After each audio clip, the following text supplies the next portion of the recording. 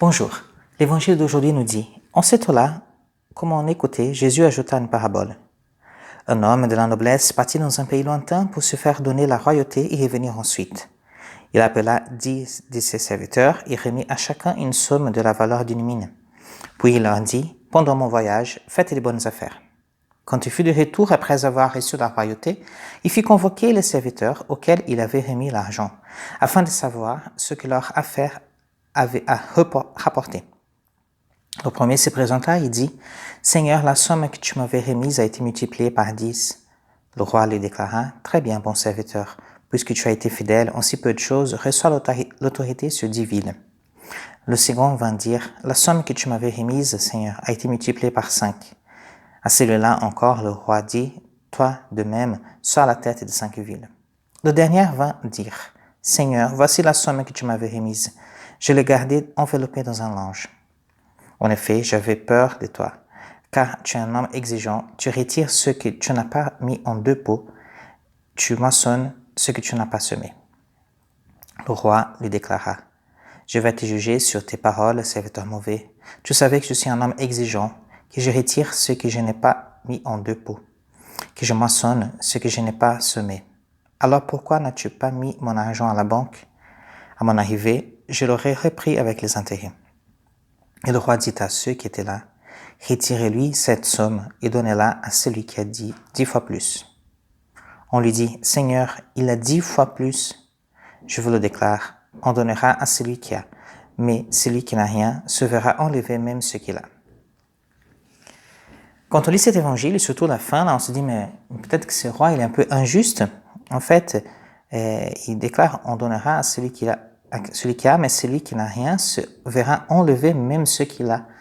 Mais c'est quoi cette injustice? En fait, on va donner plus à celui qui a plus et moins à celui qui a. On va enlever de ceux qui a moins. Et en fait, cet évangile, en fait, c'est un parallèle de l'évangile du dimanche dernier déjà, que nous avons déjà médité. Et en fait, cet évangile vient nous parler aussi de notre foi. Vous voyez, plus on a notre foi, plus on exerce notre foi, plus on grandit dans la foi. Moins on exerce notre foi, moins on développe notre foi, petit à petit, on va la perdre complètement. Et justement, comment nous pouvons faire pour développer notre foi? Donc, je vais vous donner 4 pistes pour développer notre foi. La première piste pour développer notre foi, c'est vouloir faire une démarche de foi. Vouloir faire une démarche de foi, c'est-à-dire c'est un acte de notre volonté. Je ne peux pas imposer la foi à qui que ce soit. Je ne peux pas dire, tiens, il faut que tu crois en Dieu. Non, je ne peux pas faire ça. En fait, c'est une démarche personnelle.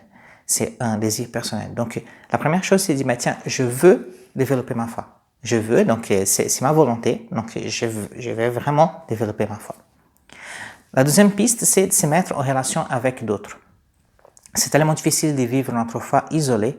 En fait, c'est tellement important justement d'être avec d'autres personnes pour développer notre foi. Cela, ça peut être un groupe de prière ou une réunion avec un groupe d'autres paroissiens dans une communauté sur un thème précis. En fait, le fait de vivre ensemble, de partager ensemble la même foi, ça nous fait grandir dans la foi. Ça nous fait assumer notre foi. La troisième piste, c'est chercher un support matériel. Cela, ça peut nous aider. Par exemple, à un moment de prière, quand on ne sait pas, on va divaguer un peu dans toutes les distractions, tout ce qui vient avec nous. En fait, nous pouvons prendre, je ne sais pas, un texte de la Bible, la liturgie quotidienne, par exemple. Tous les jours, il y a les évangiles du jour. Ça fait déjà une trame aussi pour la prière. Ça peut être un livre, ça peut être des vidéos. Le plus important, c'est que nous ayons un support qui va nous aider, va déclencher notre prière, déclencher notre moment où nous allons développer notre foi. Et enfin, la quatrième piste, c'est créer une routine.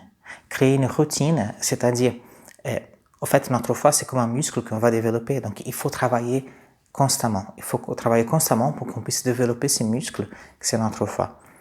Le fait de créer une routine, je vais prier tous les jours à même heure ou à tel moment de la journée, ou je vais me rencontrer avec telle et telle personne de temps en temps, ou qu'il y a une certaine fréquence. Le fait de créer une routine, vous voyez, quand on va les monastères où il y a des moines, normalement, ils ont vraiment une routine justement pour qu'ils puissent développer leur vie de prière. Et c'est très important pour nous d'avoir cette routine installée dans notre vie de prière. Donc, je vais prier à tel moment de la journée, sur le matin, sur le soir ou au milieu de la journée, peu importe. Le plus important, c'est de dire, tiens, je vais prendre tel support et je vais prier. Et cela, ça va nous aider à développer notre foi. Donc, ce que je vous invite aujourd'hui, c'est de méditer comment je peux développer ma foi et quel support, quels moyens je peux me donner pour développer ma foi. Et maintenant, je vous invite à un instant de prière. Seigneur, merci beaucoup pour le don de la foi. Merci beaucoup pour nous avoir confié ce don si précieux. Aide-nous à faire fructifier notre foi. Amen.